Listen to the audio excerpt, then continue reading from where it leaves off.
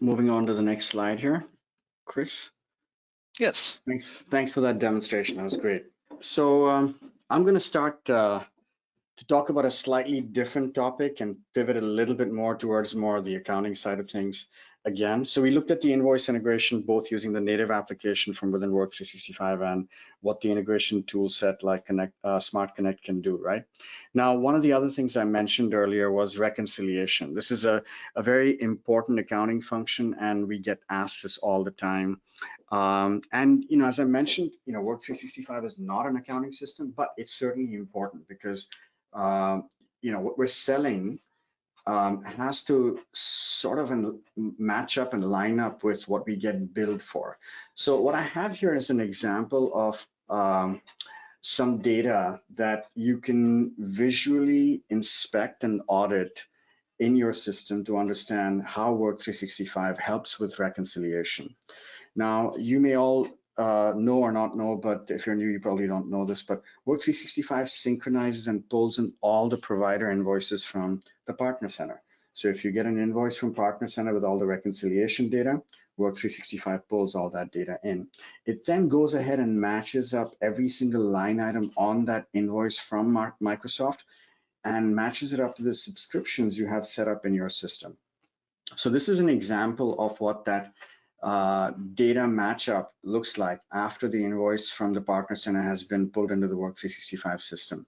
As you can see here, there's a whole bunch of subscriptions, there's a bunch of costs, quantities, and selling prices. Now, as you can see, if I'm visually eyeballing this, I can tell that the quantity from the Microsoft Partners provider invoice says 10, okay. The subscription quantity in my system says 10, all looks good. The selling price for me in my subscription is $12.50, and the cost price from Microsoft is 10. Looks great. I'm visually inspecting this. I feel good about the reconciliation here. However, there's an issue here where I can see that the quantity is 36 and the quantity in the subscription is 9, right? Now, this happens quite a bit because Microsoft's invoicing cycle to you is potentially going to be different from the invoicing cycle with your customer. Now, that's when you need to have an understanding of really what happened in the system. I know in this instance that the quantity was changed from 36 to 9 in between the time that we received this invoice and when the customer received their invoice. So this is a visual inspection. I'm able to tell that there's something off here, but there's good reason for it, and I don't have to be concerned. But I wanted to make sure that this is how you can kind of see what's really going on to inspect that your selling price and your unit price, cost price, are in line with the quantities and the items you're getting billed from Microsoft. So this is one way in which you can do some reconciliation, right, within the systems.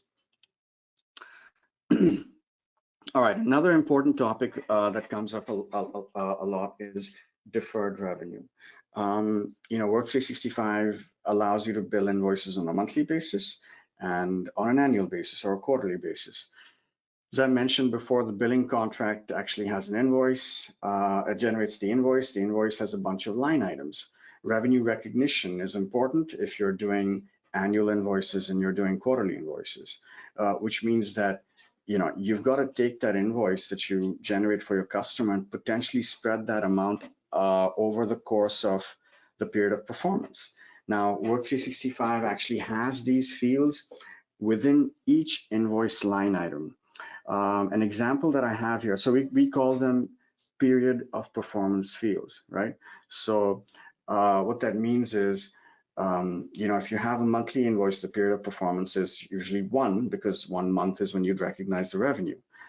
Here's an example that I have. So if there was an annual invoice that was generated for $12,000 at the beginning of the year, January 1st, 2020, these are the specific line items that would appear for this particular invoice, assuming that there's only one line item here. It would say that the period of performance amount is 1,000. It would say the last period of performance was January 1st, 2020, and the performance periods are 12 months. Now, we're able to take all this data and then create your deferred revenue calculations and things like that very quickly through our Power BI reports, right? So this is one thing I wanted to mention. So we touched on the reconciliation side in the previous slide, and how you can think about deferred revenue as well. Okay,